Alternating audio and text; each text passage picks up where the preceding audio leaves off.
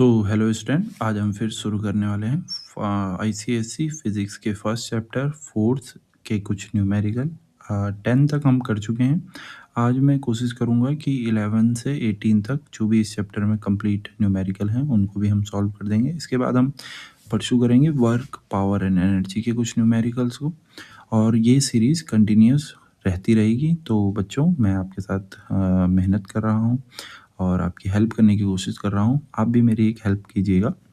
आपको ये वीडियो जहाँ भी दिख रही है, जिस भी मीडियम से दिख रही है, हो सकता है आप फ़ोन से देख रहे हो सकता है आप लैपटॉप से देख रहे हो, या हो सकता है आप किसी और चीज़ से देख रहे हो, तो प्लीज़ इसको शेयर ज़रूर करिए कीजिएगा उन लोगों के साथ जो आईसीएससी 10th क्लास में भी पढ़ रहे हैं और न्यूमेरिकल करने में उनको अगर कोई प्रॉब्लम होती है फिज़िक्स के, तो ये मैं अपने बेस्ट देके आपको समझाने की कोशिश करूँगा, जो कि हम ईज़िली इनको समझ पाएँगे।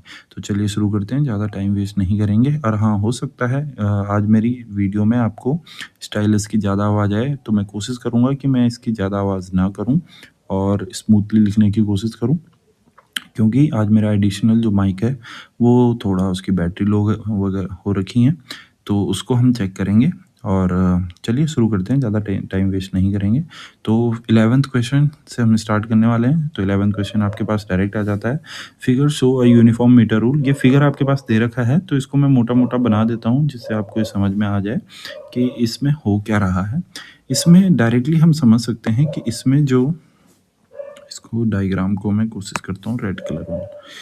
ये जो डायग्राम है ये कुछ इस तरीके से है, जो कि एक मीटर रूल है। आपको मीटर रूल का पता होगा। इसमें 0 यहाँ पे होता है, 100 सेंटीमीटर का मार्क यहाँ पे होता है। इसमें इसने कहा है कि 10 सेंटीमीटर मार्क पे तो हमारे पास रखा गया है 40 GF का वेट, ओके। और 90 सेंटीमीटर के मार्क पे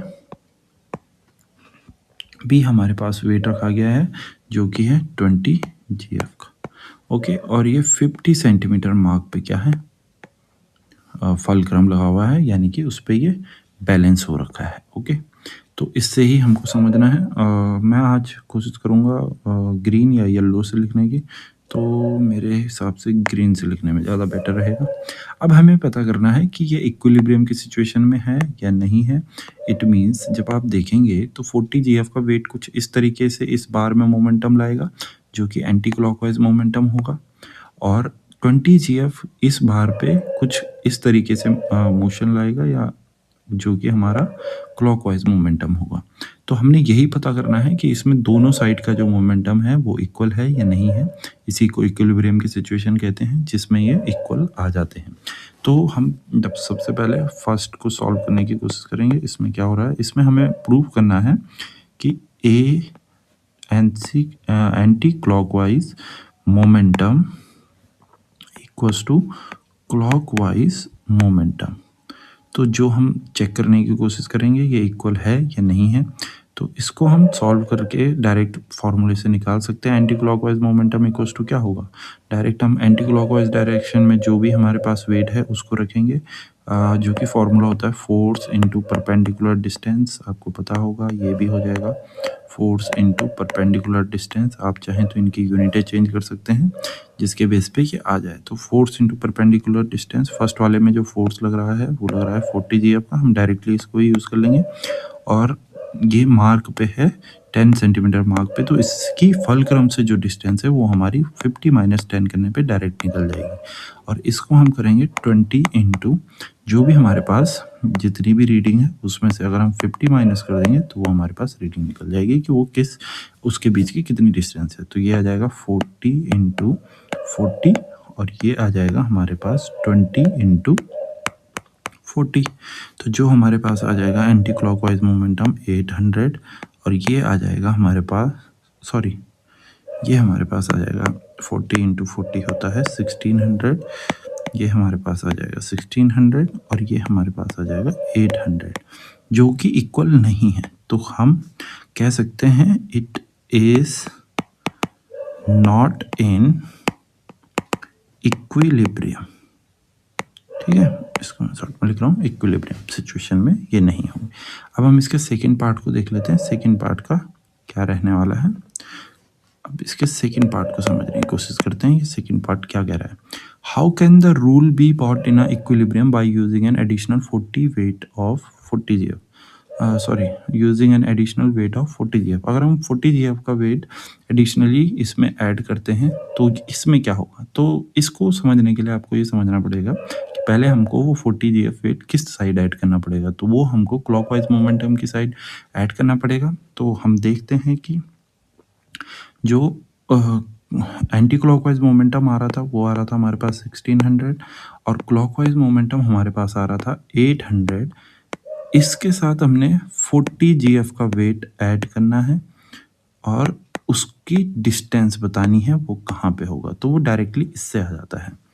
तो इसको भी हम सॉल्व करेंगे। ये किस तरीके से सॉल्व होगा, इसके लिए हमको डायरेक्टली इसमें से क्या करना है, 1600 इसको सॉल्व करेंगे अलजेब्रिक प्रॉपर्टीज़ के अकॉर्डिंग। 800 को इधर भेजेंगे, 1600 minus 800 equals to 40 into D.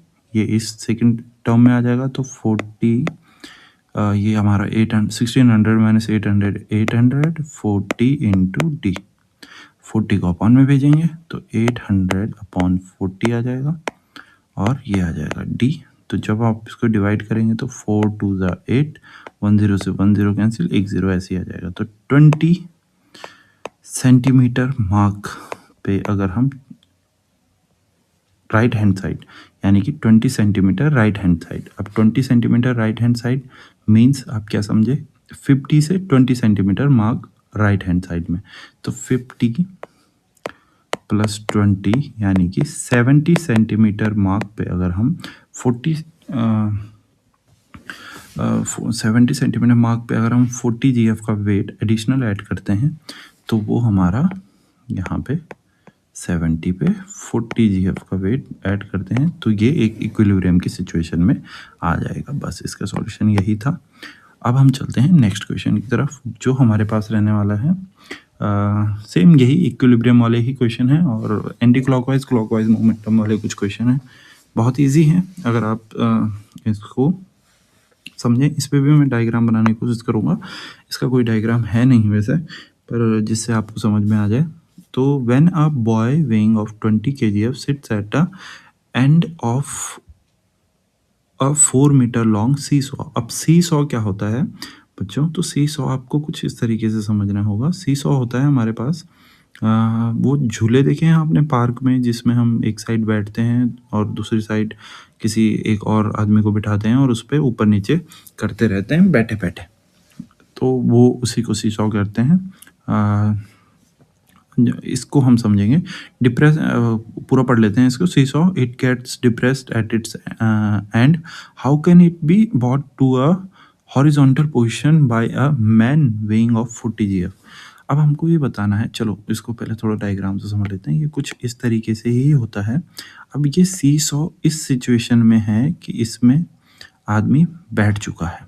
तो अब हमको ये बताना है कि अच्छा थोड़ा इसको ना ये इसको इस तरीके से समझिए। इस तरीके यहाँ पे आदमी बैठ चुका है जिसका वेट है 40 सॉरी जिसका वेट है 20 kgf। अब हमें इस साइड कोई आदमी बिठाना है किसी भी डिस्टेंस पे जिसका होगा 40 kgf वेट। तो हमें ये बताना है कि उसको हमें किस पोजीशन पे बिठाना पड़ेगा जिससे ये बैलेंस हो जाए। तो इसमें भी सेम इक्विलिब्रियम वाला ही रूल लगेगा। Anti clockwise momentum equals to clockwise momentum. तो इसका सॉल्यूशन देख लेते हैं डायरेक्ट सॉल्व। इसको भी हम सॉल्व करने की कोशिश, ये कैसे सॉल्व होगा तो इसको समझिए।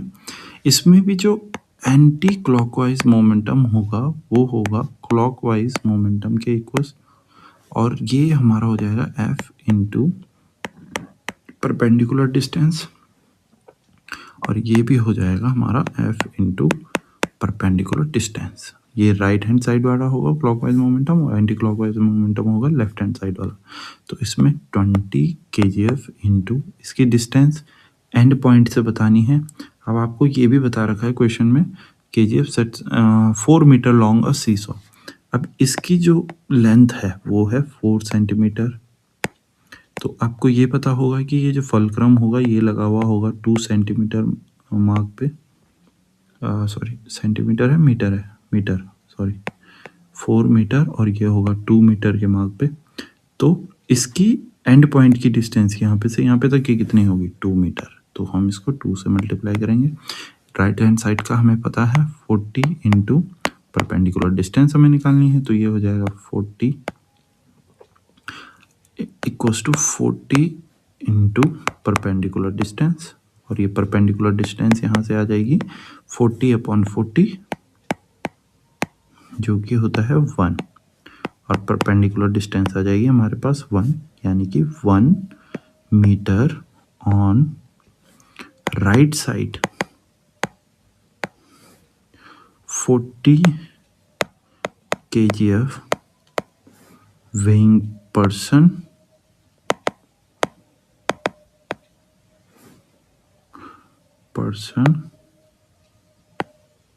can be sit। बस ये हमारा इसका आंसर होगा।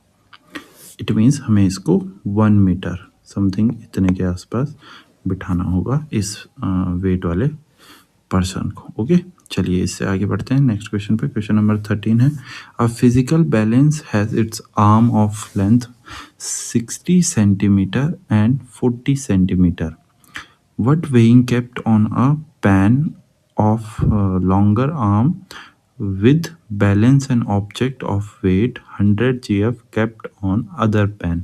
अच्छा, इसको कुछ ना, इसका डायग्राम आपके पास नहीं होगा, पर इसको थोड़ा फिजिकल बैलेंस से ये समझ लीजिए। अगर आपने कभी लैब वगैरह में गए होंगे तो लैब में एक छोटा सा तराजू टाइप का एक इक्विपमेंट होता है। उसमें हमारे पास क्या हो रखा है कि इसमें 40 सेंटीमीटर, सॉरी 60 सेंटीमीटर और 40 सेंटीमीटर के मार्क पे इसको कनेक्ट कर रखा है, और इस पे कुछ ना इस तरीके से एक कटोरी रहती है लगी हुई, इसमें भी एक छोटी सी कटोरी लगी हुई रहती है कुछ इस तरीके से, और यहाँ पे है has arm of length 60 centimetre and 40 centimetre. अब इसकी राइट लेफ्ट हैंड साइड वाली जो है वो है 60 सेंटीमीटर की, और ये है 40 सेंटीमीटर की, और इसमें जो 100 GF का वेट है वो है इस साइड रखा हुआ। अब आपको इसको बैलेंस करना है, तो इसमें भी सेम हमको बता, देखो जो इसमें वेट होंगे लगे हुए वो दोनों एंड पॉइंट पे ही होंगे, तो हमको इसमें भी बताना है। तो देखिए पहले हम इसमें भी सेम कॉन्सेप्ट ही लगेगा हमारा सॉल्व, जो कि होगा anti clockwise momentum equals to clockwise momentum, और एंटी क्लॉकवाइज मोमेंटम जो हमारे पास है उसके लिए भी फोर्स तो हमको निकालना है कि हमको कितना निकालना पड़ेगा, पर परपेंडिकुलर डिस्टेंस हमें पता है जो होगी 60 सेंटीमीटर, और क्लॉकवाइज मोमेंटम के लिए तो हमें दोनों चीज़ें पता है 100 इंटू 40। अब यहाँ से F इंटू परपेंडिकुलर डिस्टेंस इस वाले में थी 60, इस वाले में हो जाएगी 100 इंटू 40, 4000 हमारे पास ये आ जाएगा, और फिर हम इसको चेक करेंगे कि ये कितने से हो रहा है सॉल्व। तो चलिए इसको कुछ सॉल्व करते हैं। अब कुछ इसको इस तरीके से समझे, F इक्वल्स टू 4000/60 आ जाएगा, 0 से 0 कैंसिल। अब जब आप इसको डिवाइड करेंगे तो ये लगभग जैसे 4 5 से 30, 4 6 से 36, ये हमारे पास आएगा 66.67 के समथिंग। ओके, तो इतने का हमें जो लेफ्ट हैंड साइड वाला है इसमें हमको इतने GF का फोर्स या GF का वेट रखना होगा। इस साइड हम रखेंगे 66.67 GF का वेट इस कटोरी में, तो ये बैलेंस हो जाएगा। तो बस यही हमारा इसका आंसर है। अब हम नेक्स्ट क्वेश्चन की तरफ बढ़ते हैं। नेक्स्ट क्वेश्चन कुछ हमारे पास इस तरीके से, इसमें डायग्राम दे रखा है, आपको बताना है। इसमें भी सेम ही कॉन्सेप्ट है लगभग ये पहले वाले के जैसे ही क्वेश्चन है, जिसमें है uniform metre rule weighing of 100 GF, uniform meter rule weighing of 100 GF pivoted at its center O, the weight 150 GF and 250 GF hang from the point A and B respectively of the meter rule such that OA equals to 40 centimeter or OB equals to 20 centimeter. Calculate the total anti-clockwise momentum about O. The total clockwise momentum about O, the difference of anti-clockwise and clockwise momentum, the distance from O where an 100 GF weight should be placed to balance the meter rule. अच्छा, इसमें देखिए, इसने इसमें सारे concept पूछ लिए हैं एक क्वेश्चन से रिलेटेड। तो ऐसे क्वेश्चन आपको बोर्ड एग्जाम में बहुत ज़्यादा मिलेंगे जिसमें लगभग इसने इस चैप्टर के सारे टॉपिकों को इसमें टच कर लिया है। तो इसको समझने का सिंपल तरीका है, एक हमारे पास कोई मीटर रूल है इस तरीके से, ये कुछ इस तरीके से यहाँ पे फलक्रम लगा हुआ है, ऐसा ये डायग्राम आपकी बुक में बना हुआ है। ओके, तो मैं वहाँ से बना रहा हूँ, बुक मैंने खोल रखी है आपकी, और ये है हमारा 40 सेंटीमीटर की डिस्टेंस पे फलक्रम से, और ये है हमारे पास 20 सेंटीमीटर की डिस्टेंस पे फलक्रम, सेम पीछे वाले चैप्टर की तरह ही है। और यहाँ पे जो वेट लटका हुआ है वो है हमारे पास 150 GF का, और इस साइड जो लटका हुआ है वो है 250 GF का। ओके, अब हमको बताना है पहले तो एंटी क्लॉकवाइज मोमेंटम। तो एंटी क्लॉकवाइज मोमेंटम आपको याद रखना है, वो कुछ इस तरीके से होगा और क्लॉकवाइज इस तरीके से होगा। तो सबसे फर्स्ट वाले का आंसर दे देते हैं पहले, वो हमारे पास क्या रहने वाला है। तो फर्स्ट क्लॉक, अब देखिए इसको मैं ज़्यादा नहीं लिखूँगा क्योंकि मेरे पास एक ही पेज है जिस पे मैं सॉल्व कर पाऊँगा, तो हो सकता है मेरे को इसको रिमूव करने के बाद एक बार फिर से बताना पड़े क्योंकि इसमें 3-4 टॉपिक हैं। तो अभी मुझे भी ये अच्छे से नहीं आया है कैसे कैसे इस पे पीपीटी जनरेट करते हैं, तो थोड़ा आप लोग एडजस्ट कीजिएगा। तो पहले एंटी क्लॉकवाइज मोमेंटम को देख लेते हैं। मैं डायरेक्ट यूनिट रख रहा हूँ, फॉर्मूला होता है F into perpendicular distance. Force हमारे पास दे रखा है 150 GF का, और जो परपेंडिकुलर डिस्टेंस है वो है हमारे पास 40 सेंटीमीटर फर्स्ट वाले के लिए जो एंटी क्लॉकवाइज मोमेंटम है। इसका डायरेक्ट आंसर आ जाएगा 6000 GF सेंटीमीटर। ओके, तो ये हमने एंटी क्लॉकवाइज मोमेंटम बता दिया है पूरा। और सेकंड हमारे पास है क्लॉकवाइज मोमेंटम। ठीक है, इसको हम देख लेते हैं। ये हमारे पास हो जाएगा सेम, इसके लिए भी formula F into perpendicular distance, जो इसका सेकंड पार्ट है उसका मैं सॉल्यूशन दे रहा हूँ आप सभी को। ये हमारे पास हो जाएगा 250 इंटू 20 सेंटीमीटर के मार्क पे लगा हुआ है तो 20 सेंटीमीटर, और ये हमारे पास आता है 5000 GF सेंटीमीटर। 25 टू 5000 और 00 हमारे उसके आ जाएंगे। 15 4 60 और 20 इसके आ जाएंगे। तो ये डायरेक्टली मल्टीप्लाई आप ऐसे भी कर सकते हैं। अब थर्ड पॉइंट जो आपको बोल रहा है वो क्या बोल रहा है? थर्ड पॉइंट आपको जो बोल रहा है, आपको बताना है इसमें the total clockwise third point the difference of anti clockwise and clockwise momentum. तो अब हमको डिफरेंस बताना है, तो डिफरेंस क्या होगा? तो difference ACM minus clockwise momentum, जो कि हमारे पास है 6000 माइनस 5000। ओके, तो ये हमारे पास डायरेक्ट आ जाएगा 1000 प्लस में है, तो ये डायरेक्टली हमारे पास एंटी क्लॉकवाइज होगा, एंटी क्लॉकवाइज मोमेंटम। ओके, ये डायरेक्ट हमारे पास आ जाएगा। ये एंटी क्लॉकवाइज साइड झुकेगा, इट मीन्स ये जो मीटर रूल है। अब फिर इसमें हमको पूछा गया है फोर्थ वाले point, the distance from O where 100 GF weight should be placed to balance the metre rule. अब देखिए, इससे हमको ये पता लगता है कि ये एंटी क्लॉकवाइज डायरेक्शन में घूम रहा होगा या झुक रखा होगा हल्का सा। तो अगर हमें वेट जनरेट करना है तो हमको इस साइड रखना पड़ेगा सेम। इससे जस्ट आप देख सकते हैं, ये मैंने 12 या 13 वाले क्वेश्चन में आपको एक्सप्लेन किया होगा।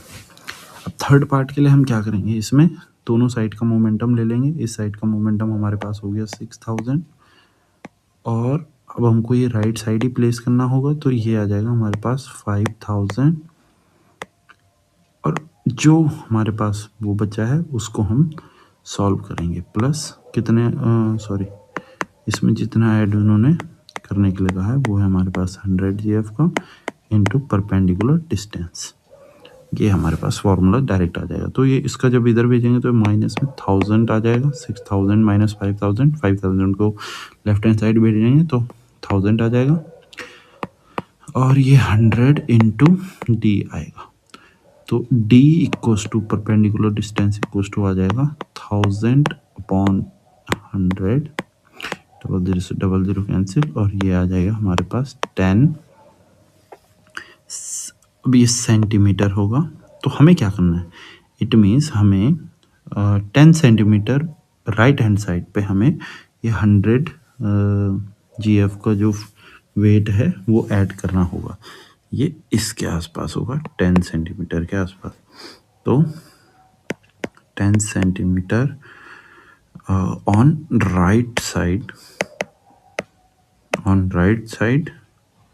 100 GF weight should be placed,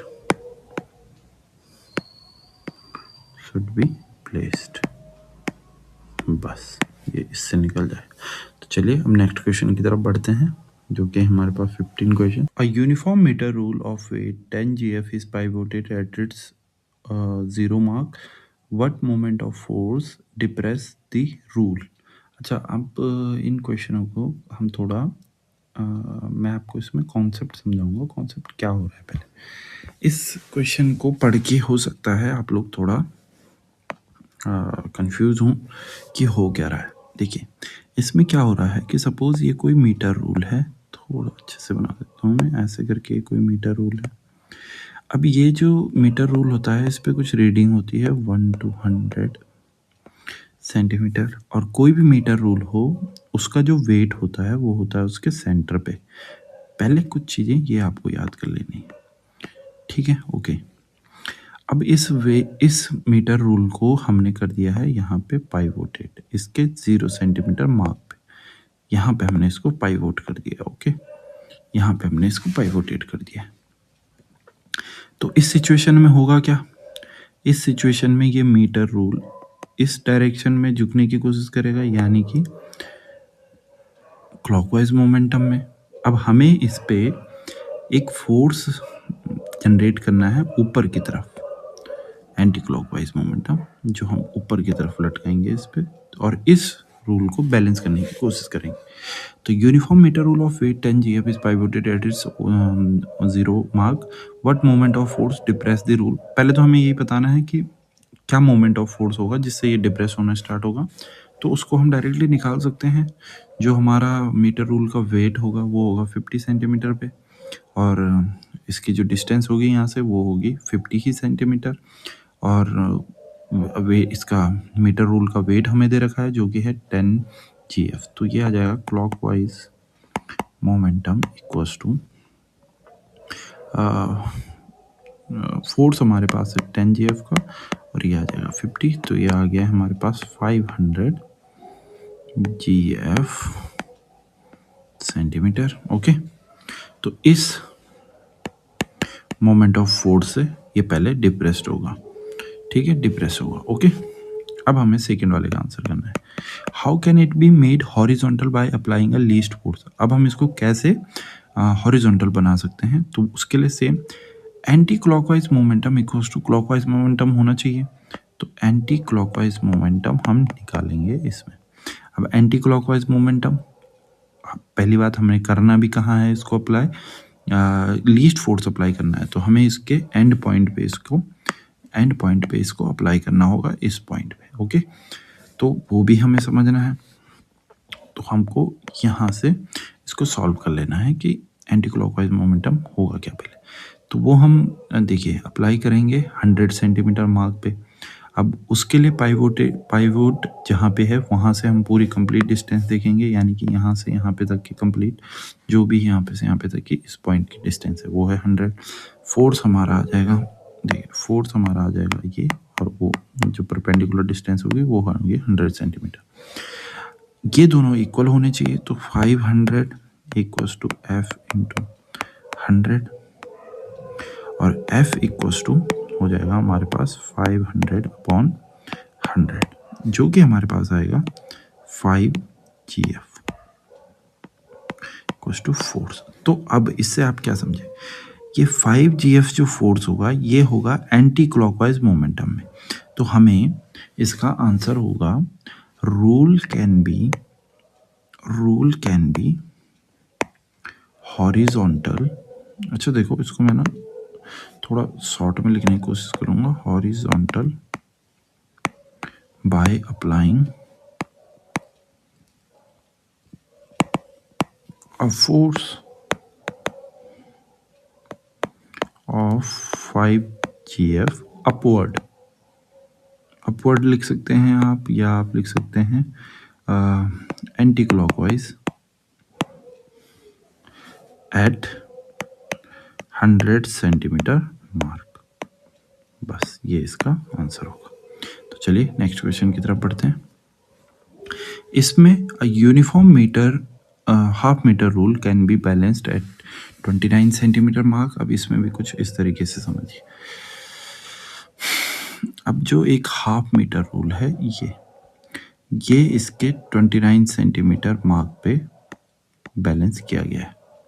balanced at 20 centimetre mark when a mass of 20 G is hung from its one end. अच्छा, इसको कॉमन सेंस से आपको ये भी थोड़ा समझना है कि इसका जो 20 G मास होगा ये किस साइड ऐड किया होगा। अगर इस साइड करते हैं तो ये तो झुक जाएगा। इट मीन्स हमें इसको इस साइड ऐड करना होगा। अब ये मैंने कहा कि ये इस साइड करेंगे तो क्यों झुक जाएगा, क्योंकि किसी भी मीटर रूल हो या कोई भी हो, उसका जो मास होता है, टोटल मास, वो उसके मिड में लाई करता है। तो इसके मिड यानी कि 25 सेंटीमीटर के मार्क पे इसका जो वेट होगा सारा का सारा लाई करेगा। बस यहीं से हमको सीखना है।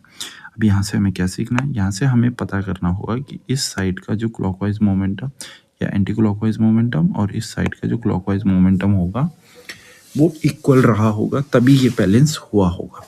तो बस यही इसमें कॉन्सेप्ट लगेगा और इससे हम इसको सॉल्व कर देंगे। आज समझ पा रहे होंगे, यहाँ से इस साइड ये झुकना स्टार्ट किया होगा, यहाँ से ये इस साइड झुकना स्टार्ट किया होगा जैसे ही हमने देखे। अच्छा, पहले ऐसे समझिए कि ये कोई मीटर रूल था, ये इसके मिड में बैलेंस था, मैंने इसको खिसका के यहाँ से यहाँ ले गया। ओके, अब ये यहाँ पे नहीं रहा, तो इससे ये मीटर रूल इस तरफ झुकना स्टार्ट किया होगा। अब जैसे ही मैंने इस साइड 20 GF का वेट रखा, 20 GF का वेट रखा, ये बैलेंस हो गया। तो ये वो सिचुएशन है। अब पर ये बैलेंस कैसे हुआ, ये बैलेंस हुआ जब इसके मिड का मास ऊपर उठा होगा, तो ये बैलेंस हुआ है। ठीक है, तो हमें यही पता करना होता है इसमें। तो इसमें हम देखते हैं, इस कॉन्सेप्ट को याद रखना बच्चों, ये बहुत बार पूछा जाता है मीटर रूल का मास निकालने के लिए, या इस सिचुएशन में भी आ जाता है। पहले तो नीट एंड डायग्राम, इसका ए वाला तो यही हो जाएगा आंसर। बी, हम find the mass of the half metre rule, हमें हाफ मीटर रूल का मास निकालना है। तो ये कैसे निकलेगा, ये होगा देखो, अब मैं लिखूं left hand side MOF equals to right hand side MOF, या मैं लिखूं anti clockwise momentum equals to clockwise momentum. तो एंटी क्लॉकवाइज मोमेंटम फोर्स हमें निकालना है, जो भी इसका रहा होगा वेट, इट मीन्स यहाँ इस पॉइंट पे जो भी वेट लग रहा होगा वो हमें निकालना है। और इसकी डिस्टेंस हम वहाँ से देखेंगे जहाँ से फलक्रम से जुड़ा हुआ है, तो वो है हमारा 29 माइनस हो जाएगा 25, और इस साइड वाला हमारा हो जाएगा 20 GF 50, क्योंकि हाफ मीटर रूल है तो 50 माइनस 29। ओके, बस हो गया, इससे ही ये सॉल्व हो जाएगा पूरा का पूरा। तो F इंटू ये आ जाएगा हमारे पास 4, ये आ जाएगा 20 इंटू 21। ओके, और F इक्वल्स टू आ जाएगा 20 इंटू 21 अपॉन 4, और 5 से ये कट जाएगा, और 5 21 से होता है 105। बस, यानी कि इस मीटर रूल का जो वेट रहा होगा वो रहा होगा बच्चों 105 ग्राम। So mass of meter rule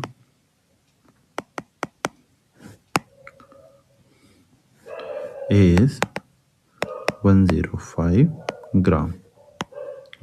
okay, ये इससे सॉल्व हो जाएगा। चलिए 17 क्वेश्चन की तरफ बढ़ते हैं।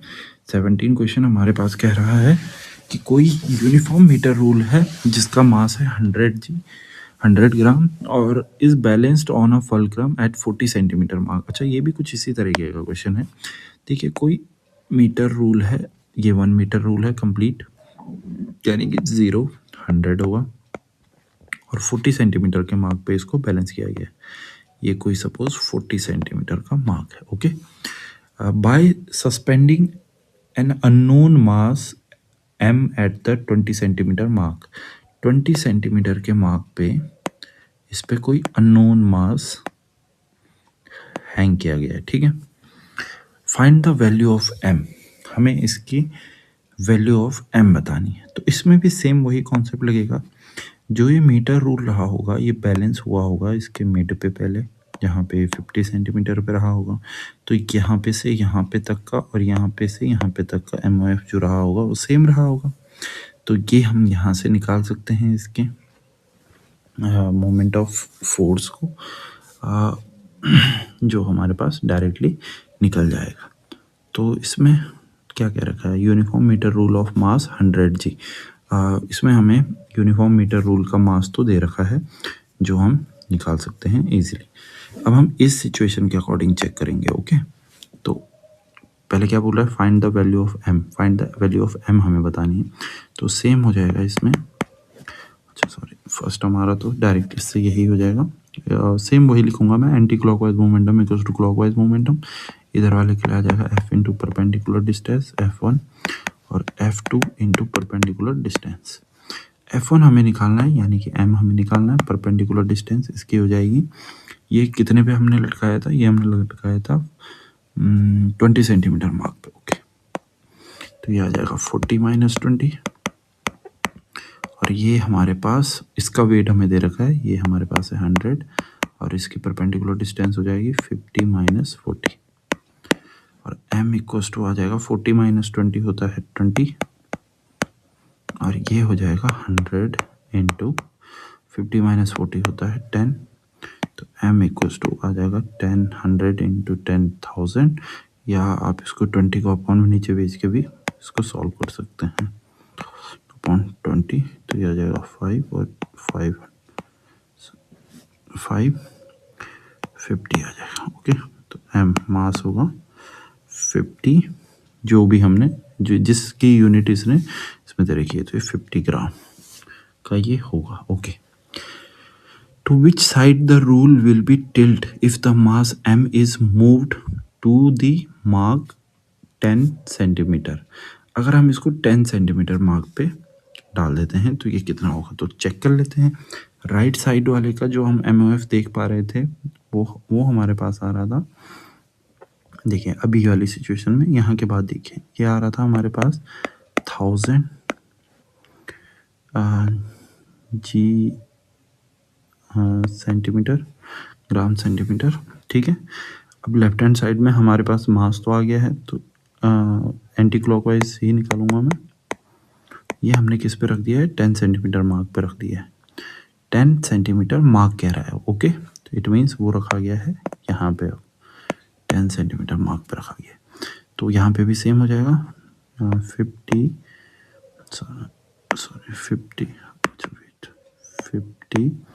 इंटू 40 माइनस 10, तो ये आ जाएगा 50 इंटू 40 माइनस 10 होता है 30, तो 5 3 15 और ये आ जाएगा 1500 anti clockwise momentum. To which side the rule will be tilted if the mass m is moved to the mark 10 centimetre. तो इसका आंसर होगा आपका रिजल्टेंट मोमेंटम हमारा होगा 500 ग्राम सेंटीमीटर एंटी क्लॉकवाइज। तो ये कैसे हमको पता चला, देखिए ये इससे 500 एक्स्ट्रा है, तो आप चाहो तो anti clockwise momentum minus clockwise momentum निकाल के भी लिख सकते हो, या डायरेक्टली लिख सकते हो 500 gram centimetre anti clockwise momentum. Okay, wise momentum. ये इससे सॉल्व हो जाएगा। अब चलिए थोड़ा इसके और पार्ट को सॉल्व करने की कोशिश करता हूँ इसी पे। What is the resultant moment now. अच्छा, रिजल्टेंट मोमेंट नाउ क्या होगा? रिजल्टेंट मोमेंट तो आपका डायरेक्ट इसमें जो भी इसका क्वेश्चन आंसर है वो यही होगा, 500 gram centimetre on anti clockwise momentum. ठीक है, ये रिजल्टेंट, ये भी यही रिजल्टेंट भी होगा, ये वाला पार्ट। ओके, और इसके नेक्स्ट वाला देखते हैं। How can it be balance by another mass of 50 जी। अब देखिए इसको हम कैसे एडजस्ट कर सकते हैं। तो देखिए अभी ये जो मीटर रूल है ये इस साइड झुकने की कोशिश कर रहा है जब हमारा 500 ग्राम सेंटीमीटर एंटी क्लॉक। अब हमें जो भी होगा वेट तो वो इस फुलक्रम के इस साइड ऐड करना होगा। तो इसके लिए स्टार्टिंग में मैंने कुछ क्वेश्चन किए थे, आप चाहो तो उनको भी देख सकते हो। तो इसके लिए हम क्या करेंगे, जो भी हमारा इस साइड का मोमेंट ऑफ फोर्स आ रहा था उसके अकॉर्डिंग हम इसको निकालने की कोशिश करेंगे। अब 50 ग्राम इसको ना किसके अकॉर्डिंग लेना है हमें, इसको हमें लेना है, अच्छा एक मिनट रुकिए, हाँ इसको हम किसके अकॉर्डिंग लेने वाले,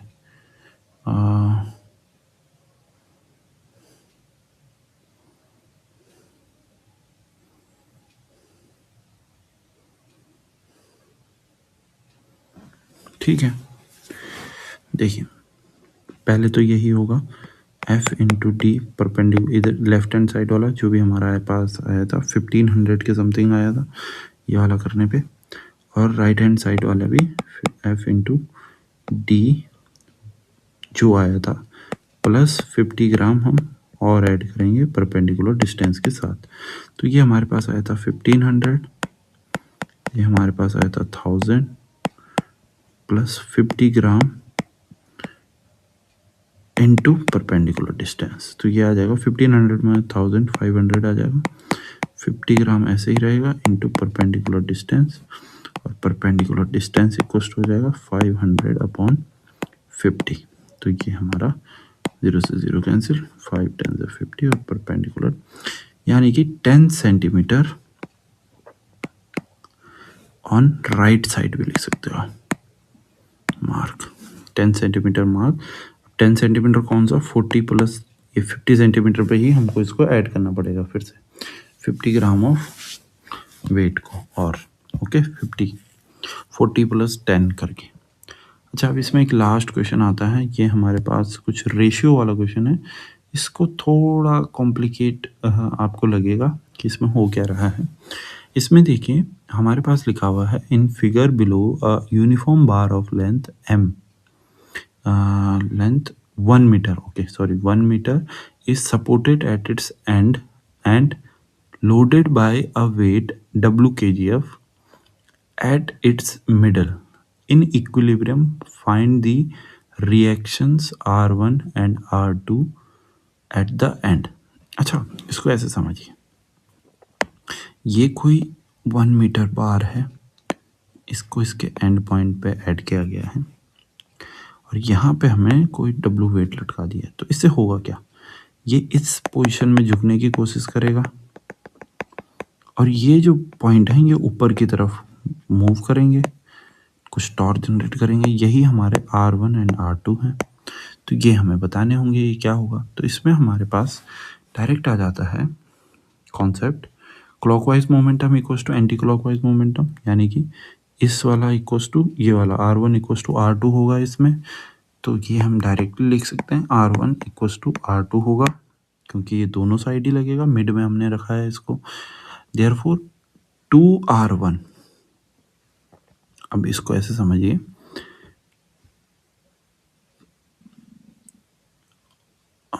2R1 मतलब इस पे जो इसके अकॉर्डिंग W के अकॉर्डिंग जो टॉर्क ऐड होगा वो होगा R1 प्लस R2, और R1 और R2 एक ही हैं तो R1 प्लस R2 W के वजह से जो टॉर्क जनरेट होगा तो ये हो जाएगा 2R1। ओके, और यही हमारा बताता है